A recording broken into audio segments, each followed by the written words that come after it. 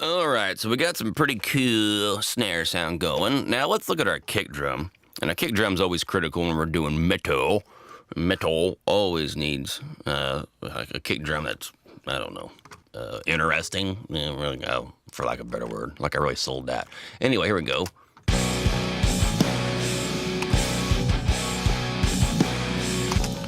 Okay, the stock Avitar kit does have quite a bit of attack. They went ahead and processed those drum samples on the way in, and they sound really good. My problem is I use this same kit on country songs, and I've used it on the like soft stuff. I don't know, because I've done soft stuff with it. When I start working with it with metal, I start thinking I want my metal to be hardcore. If I'm gonna go, wow, then let's just make this thing, wow, let's make this stand out in a way that wouldn't work on an Alison Krauss record or something like that. It's a big deal to me. I've heard, country drums just beat the living crap out of metal drum. Like Big and Rich will usually stomp your butt if you play it right after some kind of metal production.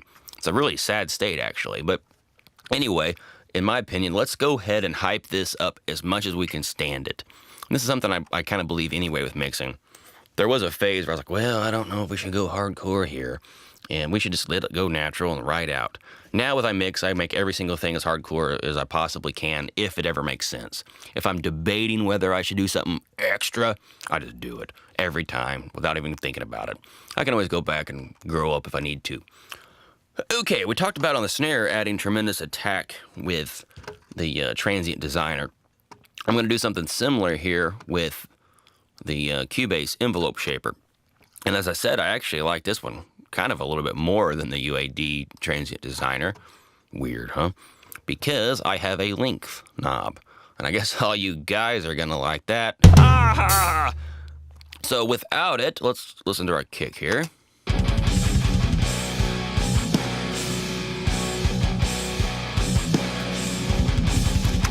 And I'm doing something similar. I'm going to manipulate the crap out of this. I'm going to overdo it on purpose. And then I've got a limiter that's going to catch it. And if we push this limiter too hard, not a compressor, an actual limiter, like a brick wall limiter, if we push that too far, then we will defeat the purpose. And there is a certain contradictory element to cranking up the attack and then just shaving off the attack. I understand that, but something good happens. I don't know. We're going to play around and see. I don't have an explanation for why this works, but I know it does. And I know it does in a way that's cooler than using 1176s and junk like that. So, step one, let's just go ahead and overload our two bus and clip the hell out of this thing. What do you think?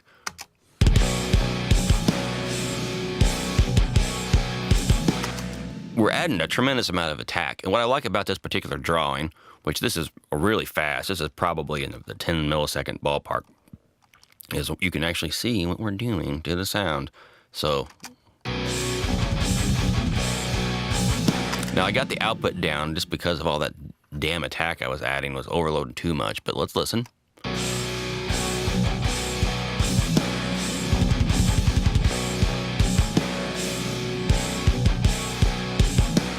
And that's where I had it, was 16, which wasn't quite all the way up.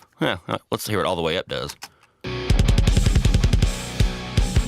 Now, that's pretty cool in itself. What you notice is, whenever you first crank the attack up, only the top end, the 10K, 5K, 2K stuff, the beater comes in. When you start cranking it up further and further, you feel that low end transient come in too. So that initial low end thud also comes up real fast. Pretty cool, and you got to be careful with that. But a little bit of low end thud that is fast is really cool in my opinion. So let's go here and look at this length business now.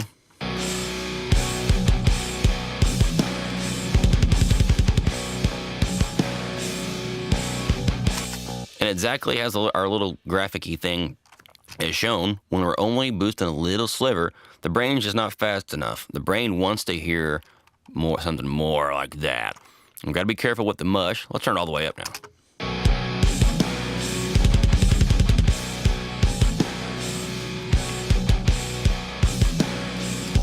There is something to that sound. I don't think I'd use it for this song, but I just did a punk song a week ago or so where the kick was really, really fast punk song, and the kick was all over the place, and that extra body added something cool.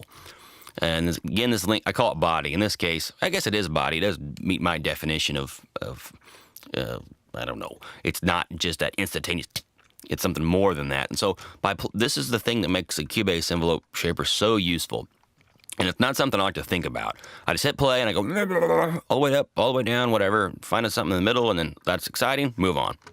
And I think I had that like at 100 or something. So whatever. It's just another tool that helps us solve problems. Very useful on real kick drums.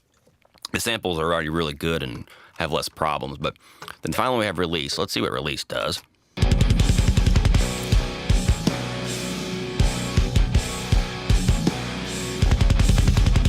And we're clipping, so let's turn it down.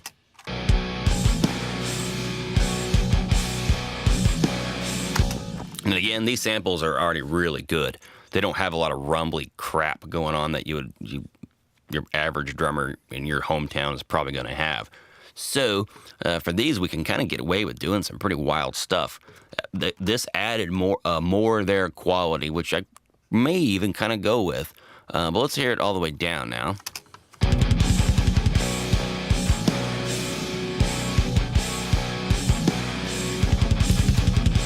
Well, hell, I like that too. So let's turn all the way up again.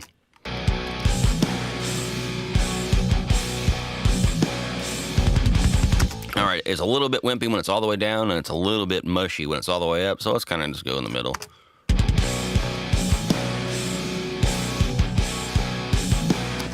Okay, now we are clipping, I think. Let's double check now since we've played around. I always like to see if sending this anything like a kick or a snare that I've hyperized to transient, which is something I'm big on with metal. Not everybody's going to do it, and that's a style thing, but I am, and here it is. I'm going to show you.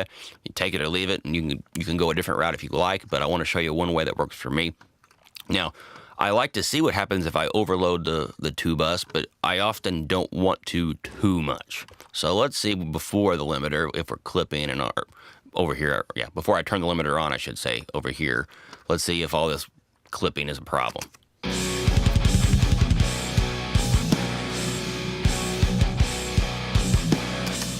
And right now that's not half bad, but I did have a limiter on it earlier, which I may not want now.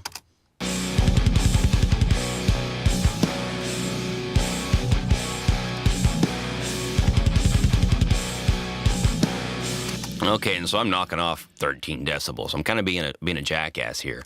That is a bold sound. What happens if I turn that limiter back off?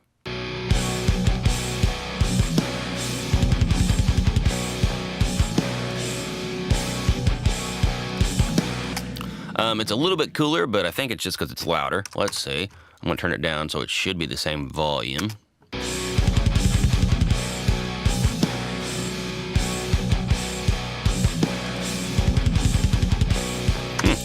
Weird. And again, this is not fundamentally sound. You wouldn't just slam your kick drum into a limiter just to get all the transient shaved right off. But it sounds cooler with it on. Take a listen without it. Not bad. Now with it. That kick drum's more there. It's got more presence, more there. You can just hear it clear. So we're going to keep it. We're going to leave it on. Okay, and what's cool too is we can be completely safe in knowing that we're not overloading our two bus too bad at this point. Okay, so what we've done with the kick, let's see, I probably got an EQ on this too. I do. Well, I did on my thing. I ended up taking some 500 out, and I added a little bit of 7K. Pretty slight stuff. Looks like I pulled out, oopsie. Looks like I pulled out about 6 decibels at 500 hertz. Let's hear before that.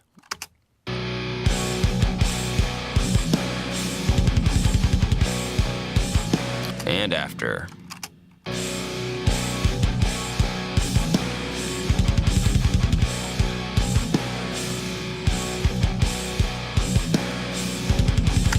Not a big deal. Again, and most of that is because the drum is already so good that when you start sucking out problems at 500, you don't even really hear it because it had no problems to begin with. Who knows why I put that EQ on there, but I'm just going to run with it. Okay, so right now we've got one video we added the snare attack, and the next video we added the snare body and sustain. And now we've really pumped up our kick. Let's just kind of celebrate here and make sure we like it without thinking. Let's clear our brains and I don't know. Women look like light candles in a bathtub. I kind of have a similar process in my brain. Usually involves chainsaws, but where I want to listen to like go and clear my head, even if it's just for half a second. My perspective is still ruined. Don't get me wrong, but I can approach this thing from I guess a different angle, if that makes any sense, just by flipping a switch in the brain, and that's so important whenever we're mixing. So let's take a listen now with some kind of new perspective.